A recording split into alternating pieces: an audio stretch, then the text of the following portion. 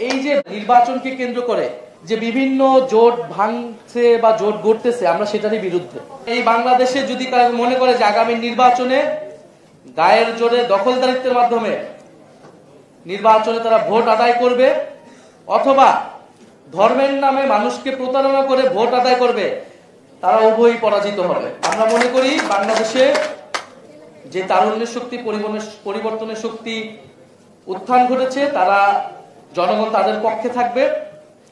আমরা আজকে এই ঘোষণা করলাম, আপনাদের কাছে সকলের কাছে সহযোগিতা চাচ্ছি যে আমাদের উচিত ছিল এই ঐক্য প্রক্রিয়াটা আরো আগেই হওয়ার।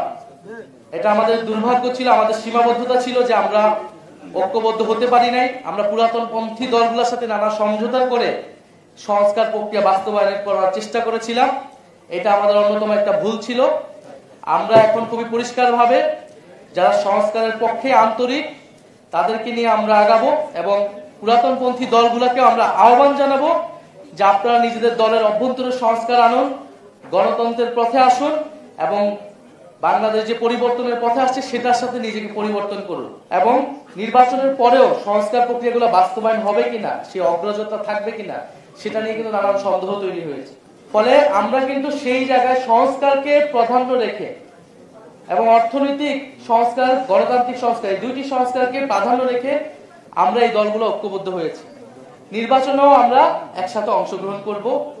তার ফলাফল যেটাই আসুক না কেন, জনগণ, আমরা বিশ্বাস করি পরিবর্তন চায়, আমাদের সাথে জনগণ থাকবে। নির্বাচনে আমরা আমাদের মতো করে অংশগ্রহণ করব নির্বাচনের পরেও, এবং নির্বাচনেও আমরা এই সংস্কারের পক্ষে জনগণকে ঐক্যবদ্ধ করব। নির্বাচনের পরেও আমাদের যে লড়াই, আমাদের যে অগ্রযাত্রা, সেটি কিন্তু আমরা চালিয়ে যাব। আমরা বরং এটাই বলতেছি যে এই যে ভোটের মাঠকে কেন্দ্র করে, নির্বাচনকে কেন্দ্র করে যে বিভিন্ন জোট ভাঙছে বা জোট গড়তেছে, আমরা সেটারই বিরুদ্ধে। এই বাংলাদেশে গণ অভ্যুত্থানের পরে যে কোনো একটা জোট বা আলোচনা হওয়া উচিত ছিল একটা রাজনৈতিক প্রশ্নগুলোকে সামনে রেখে। কিন্তু আমরা দেখতে পাচ্ছি একটা দুইটা সিটকে কেন্দ্র করে যারা এত বছর সংস্কারের কথা বলেছে, আমাদেরকে শিখিয়েছে, তারা এখন তাদের নিজেদের নীতি আদর্শ বিসর্জন দিয়ে কোনো একটা জোটে চলে যাচ্ছে। বা ঐক্যমত কমিশনে যারা তাদের অবস্থান ছিল, তারা তাদের অবস্থান থেকে সরে আসছে।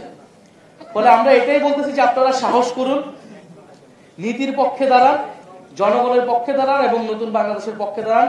মানুষ আপনাদের সাথে আসবে।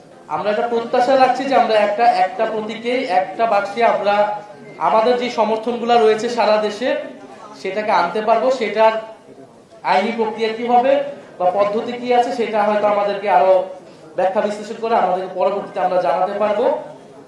আর আপনার বাকি প্রশ্ন, আমরা অবশ্যই 300 আসনে প্রার্থী দিব আমরা একসাথেই।